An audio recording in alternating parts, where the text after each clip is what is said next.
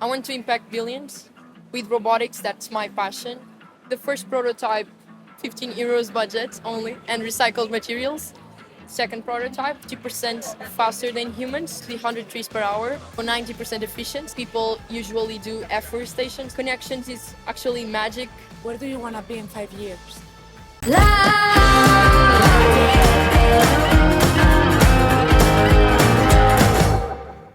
Estás entrando en Rivela, el universo de las tecnoperras globales. Mujeres derribando barreras y cambiando el mundo. Y ahora, ladremos. Ruff, ruff. Bienvenidas personas del mundo a un nuevo episodio de Rivela desvelando el ecosistema tech.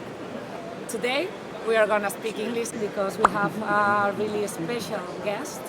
She is, I would say, the future. Yeah, she is the future. Marta Bernardino, one of the youngest entrepreneurs I ever met. And yes, I mean, yeah, and this is so important because the other day we were speaking about entrepreneurship in younger generations, and you and your project are the role to follow. So what do you do? So basically, I've always had a big background with robotics from school clubs and mostly that. But last year, precisely, I found this big problem with reforestation in Portugal because we have like these really beautiful forests all over the country, and all of a sudden they started to disappear because of wildfires or deforestation. So I wanted to find solutions that could help that problem, and I quickly found that most of the current solutions lack in both terrain flexibility and efficiency. So basically most of the trees that they plant actually die. So my approach was to build a robot that could plant anywhere, so even in hard to access areas, and it makes sure that every tree survives. And it was a very important goal to me, was to not waste natural resources. So I'm basically developing that robot right now, and it has recently become a startup, and I'm on the Startup Sherpas program. That's the reason why I'm here at MWC today. They invited me to share their program with them, and yeah, basically that's where I'm at right now. For how long have you been working on that? So I started to work on the first prototype around June last year. Do you have any background about entrepreneurship in family or something? Not exactly in family, but I was always very interested in create my own solutions to the world, if I can say. And my goal has always been to have my own robotics lab, specifically for climate purposes or humanitarian purposes. So build robots that help the world in general. That's been my main focus. But yeah, so right now starting a startup has been one step to get there. When did you start to work with robotics? Well, that's a really hard answer because my father, he's a classic car collector, and when I was younger I would join him and I would just like build the cars with him. And once I started to grow up, I would build my own electronic toys, my own, I don't know, electrodomestics, I would say. And it then became more to automation, so more specifically robots, and I started to look for robotics clubs. I even joined the robotics clubs that was around 2 hours away from my school because I really wanted to go, and there was any nearby. And I was always very focused on robotics because it comes from very beyond, so like when I was really little. You said that you are working on your second prototype? Yeah, I'm on my second. So I built the first one. It's actually kind of cheap, I would say. I built it with a 15 euros budget only and recycled materials. So, but it worked. So it was a good for statistics and for conception proof. So right now I'm working on the next one, and we'll have more characteristics that will make it stronger and more efficient overall. Yeah. Where did you learn everything about that? I mean, because not everyone is gonna know on your age. I mean, I need to build a prototype and also have statistics and also to create a startup. It's like crazy. Yeah. Crazy for me. So 1 year ago, or yeah, around 1 year ago, I joined an emerging technology program. So it basically helps students to build projects within emerging technology, and that can go from AI to fusion energy. And for me, it was perfect to have that guidance and those tools to build things as complicated as PhD students do. And so it was a lot of learn by doing, a lot of coaching, and a lot of reach outs on LinkedIn. I'm Like working what? on this. I need help. I don't really know how to figure this out or how to figure this out. And with all that advice and guidance, I eventually ended up building. And that's why shy? To be shy? No, no, it's not worthy. I mean, ask for help. Did you find someone who said no? Yeah, I think in like every 100 reach outs I do on LinkedIn, only 5% answer, which is normal. People have their own lives. But there's always very positive people and willing to help. And I actually found it very funny that in the robotics field, there's very, very people willing to help students to make their projects real. So Do you want to say thank you to some of those people? specifically, I don't know, someone who helped you a lot. Some kind of mentor? well, yeah, so specifically for my mentors on the Knowledge Society, I really want to thank to Atik Chopra. He is based in Canada. He was one of my directors on the first year of the program, and he helped me a lot, both in the personal side and career side, to make this project real, and also to Max, my new director this year. He's been guiding me a lot to make my decisions, take my decisions, and know how I can accelerate my progress within this and make this real this year and not wait to have a college degree or something. Let's talk about the statistics. I mean, what kind of statistics are you measuring right now and covering with your project?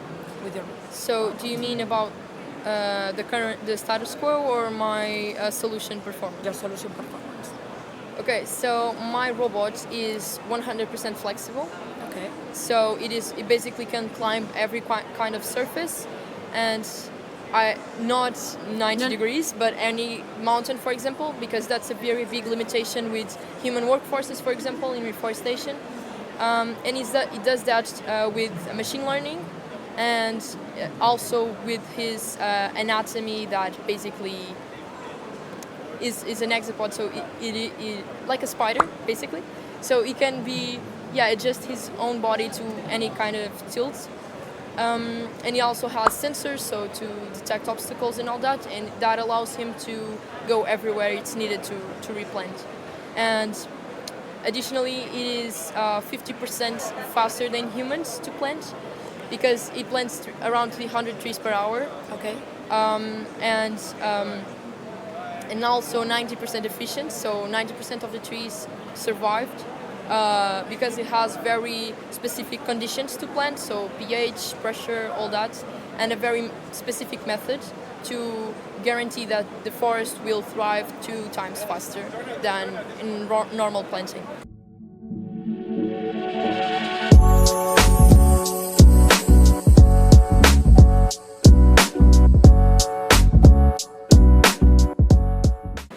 Where do you learn everything about that?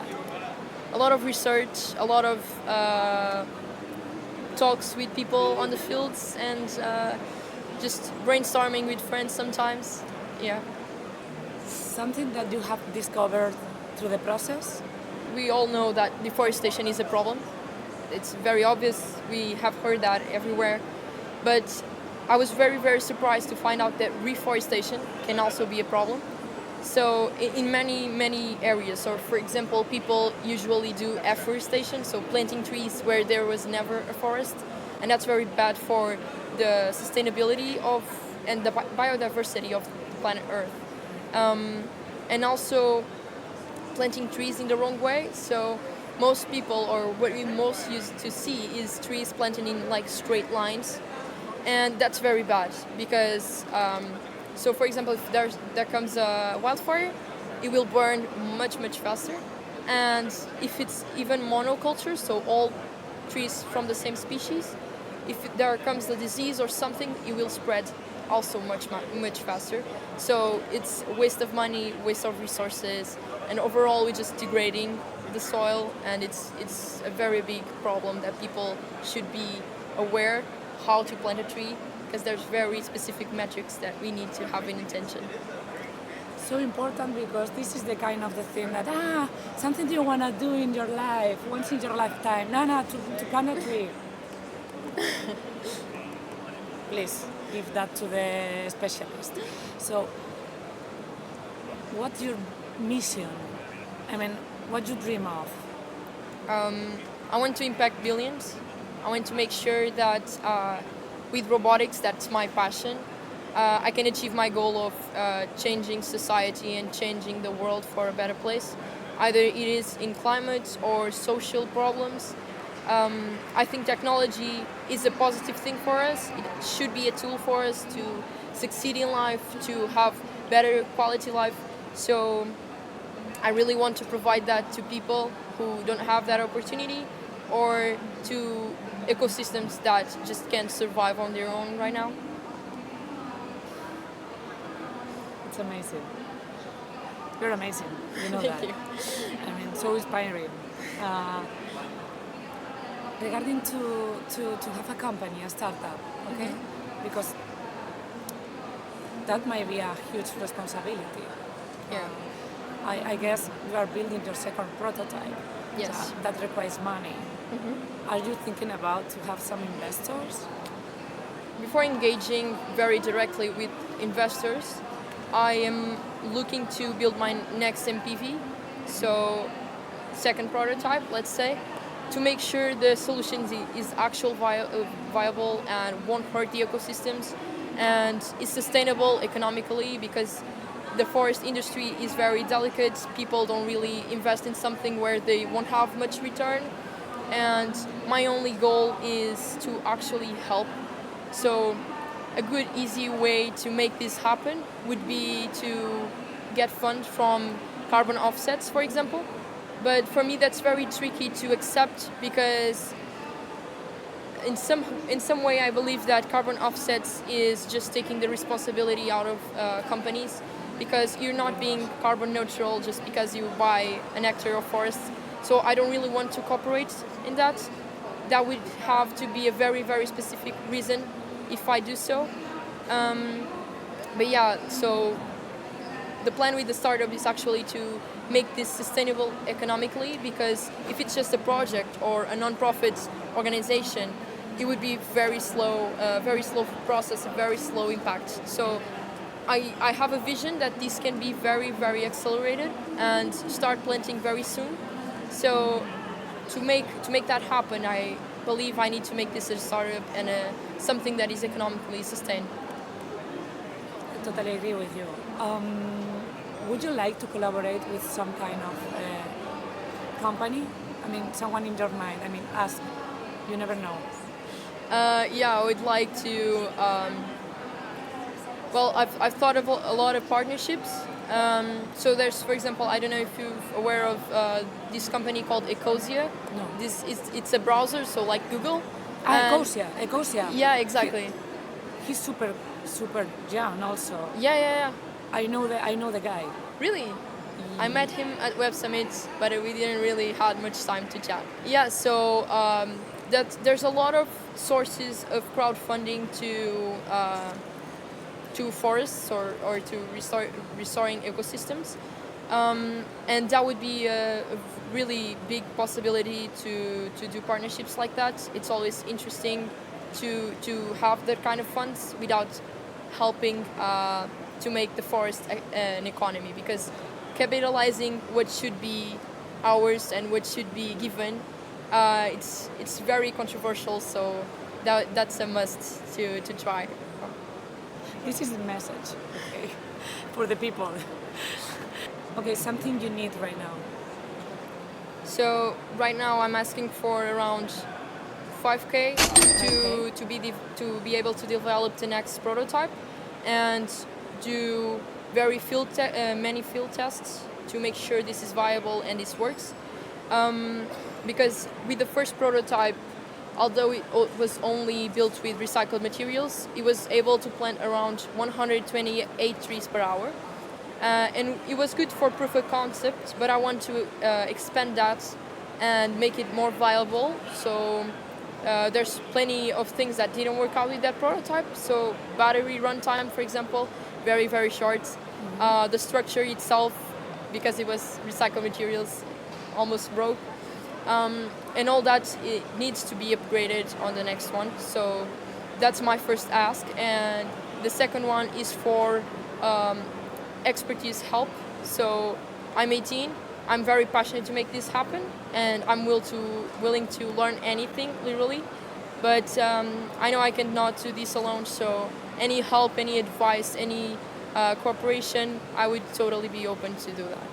Looking for partners, looking for money is not a lot of money. Please come on, brands, come on.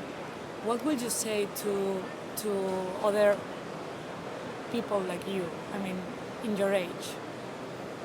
I'm afraid that people my age are kind of drifting away of what humanity should be.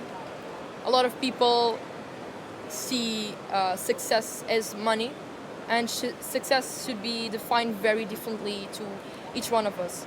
So what success means to you says a lot about your values and what you want to do with your life. So for me, success is impact billions. If for other people is to make money, there's a lot of things wrong with that.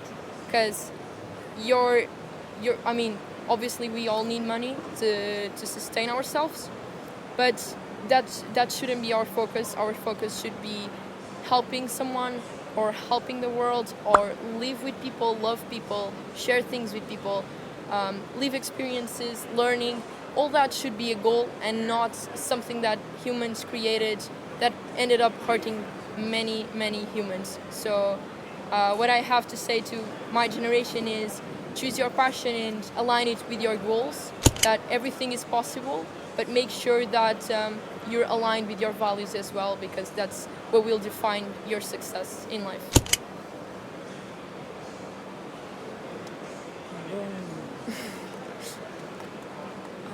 You are collaborating with Startup Sherpas. What are you doing with them? So they have many programs. They have consulting challenges and others, but they also have a startup program. So what I'm basically doing with them is designing my business model, understanding how my customer can behave with my solution, how I can understand them, how I can approach them. So it's been really great to be on their program, because I really feel like they're just interested in my passion and not in my possible degree. So they don't mind that I'm young, they just mind that I want to make things happen. And that's very important to me, because I just want to impact, I want to learn, but obviously that I think I can do that right now and still learn in the future, or do things both ways in parallel. So where do you want to be in 5 years? So in 5 years, I want to have my degree in electronics, and looking forward to pursue robotics in one of the top universities. And it's not top universities because it's fancy. It's actually because of the connections and the opportunities it can open to me, and the professors and all the people that live in those kind of ecosystems are very important. One of the biggest lessons I've learned so far is that networking changes everything. The people you know, the advice you get, everything just accelerates your progress, and people might surprise you a lot of times. Why is that? I mean, I see the smile. Can you tell us something? No, because sometimes people work in industries very different from you, but people know other people, and connections is actually magic, because you end up meeting people that you never thought of, thanks to that. So in 5 years, I would like to be doing that, and I would like to have Troubadour fully deployed and working and reforesting. Yes, I would like to start in my country, Portugal, but who knows, elsewhere in Europe or the world. So Okay. Usually I do a thing. I start a phrase. You say whatever it takes to you. Okay. Hey, that's hard. Something I will do different. I believe I need to be more intentional with the opportunities I have.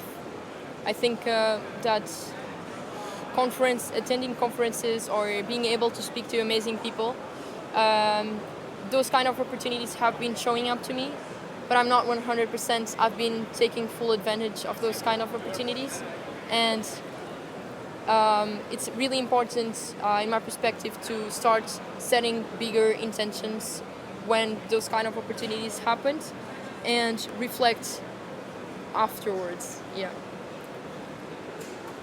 Okay, but take it easy, okay? Take it easy, take it easy. You're doing a lot. Yeah, I know. Yeah. I feel the weight. What would you ask to the future you? Oh, okay. I would ask if I am happy, because I mean that's why we're all doing things we like, and I think I know what makes me happy, but I don't want to. I know that a lot of people in the entrepreneurial world end up doing things that they're not fully aligned with or doesn't correspond to their vision or something. And so I would like to ask if I'm happy, because I know that I won't work if I'm not happy, or like I work with passion, and I work with a lot of motivation. So I know that that will be an important thing to me, to make sure I am doing things that make me happy. In a Zombie awakening, what will be your hidden talent? You know what? Zombie. Zombie awakeness. Oh, What will be your talent? What, It's not easy. It's not easy. Yeah, but what do you intend by zombie awakening? Imagine tomorrow there is a zombie awakening, Oh. and they are like.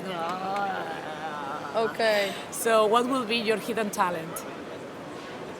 Okay, yeah, I really know the question, the answer for that. So, but I do not know how to say this in English. Say it in Portuguese. I mean, Yeah, it will translate. yeah. Desenrascado. Oh, what? What? Yeah, you will find the translation for this. But basically, I think I could survive in an apocalypse, definitely, because I think.